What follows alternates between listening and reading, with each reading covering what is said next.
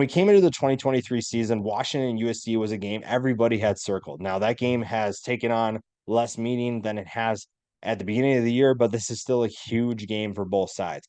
Washington is looking to remain undefeated. USC is looking to bounce back after nearly suffering their third consecutive loss. They are trying to figure things out on the defensive side of the ball. They're trying to find a way to get Caleb Williams more help, and they're facing a Washington Huskies team that is playing uh, a little bit inconsistent right now. And I think both of these teams really need a statement win. And it's going to be fun to see what both quarterbacks do. More on that in a little bit. The Washington Huskies have been one of the more entertaining games to or teams to watch in college football. The Pac-12 has been a great conference, arguably the most entertaining conference to watch in 2023. And the Washington Huskies are a big reason why. You saw the win against Oregon. And since then, they have kind of had two hangover games. The Arizona State game was extremely sloppy. The offense woke up against Stanford, but the defense couldn't find an answer. I think that has more to do with Stanford being a better team than a lot of people think right now. But Washington is still undefeated. That is the biggest storyline here. The Huskies offense is still electric, still lights out. They obviously want to see if Jalen McMillan can get back, but Romeo Dunze and Jalen Polk have stepped up in the meantime. They've also seen their depth step up. That was probably the biggest thing that we've seen certain players step up that weren't necessarily factors coming into 2023. Michael Penix Jr. obviously has been playing up and down lately. He's made some good throws. He made some bad decisions. We've seen a little bit of everything. Defense is really what needs to step up, and this will be a huge test. A guy like Elijah Jackson has his hands full with the amount of talent on USC's offense, the amount of depth, the amount of the skill positions that USC possesses is really going to test this Washington defense. USC is just really fun to watch because of Caleb Williams. And I think we saw him get back on track against Cal, but it was a struggle of a win. 50-49 is not a game that you exactly want. And Cal nearly pulled off the upset. It would have given USC their third consecutive loss after losing to Utah and Notre Dame in the two games prior. And right now, there's a lot of questions about this program, about where Lincoln Riley is taking them.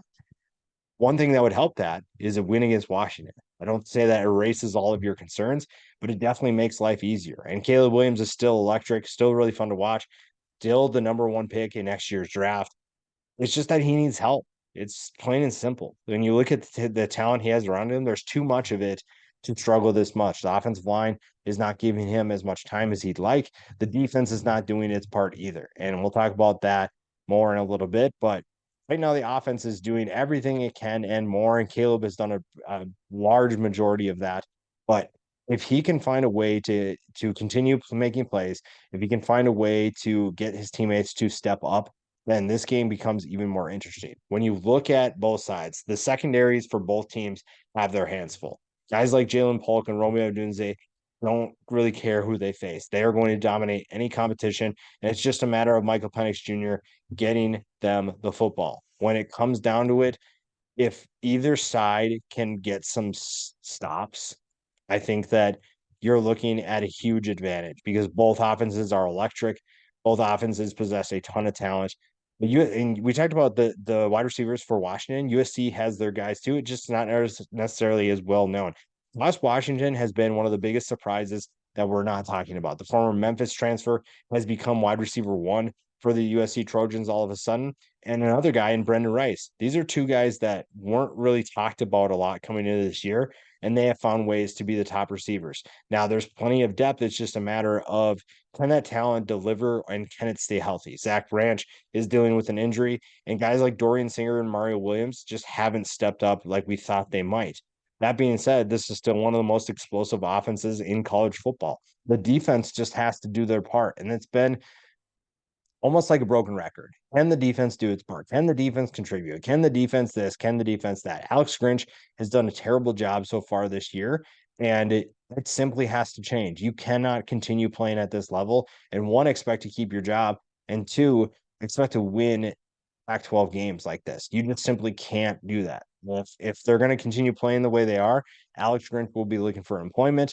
The USC Trojans, I think they're still early in the Lincoln Riley tenure, so I think that there's still room for growth.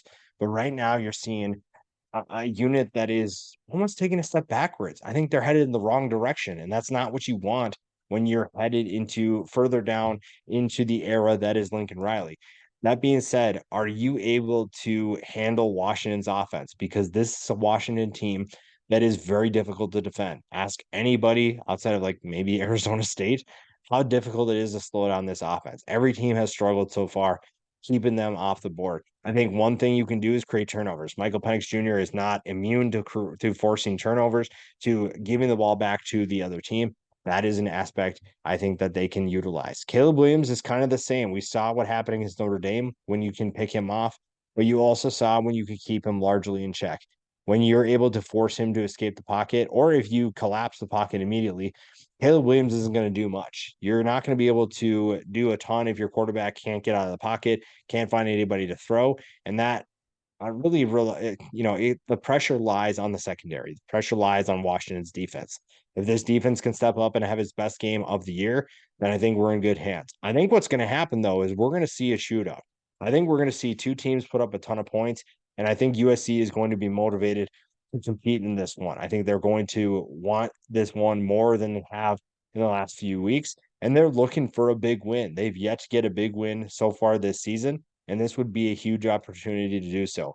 The biggest thing for me is if you're betting on one of these quarterbacks to not play his best and purely because of him and not because of anything around him, I think Michael Penix Jr. is more susceptible to having a poor game because of his decision making, because of his inability to make smart throws, smart plays. Caleb Williams, yes, at times can be reckless, but if you have to trust certain players to play consistently, I trust Caleb more than I trust Michael Penix Jr. And that's saying something for this year. When you look at the numbers, they're very comparable. And I think that the biggest difference for me is that Caleb is just more proven. And I think that he is the better player overall.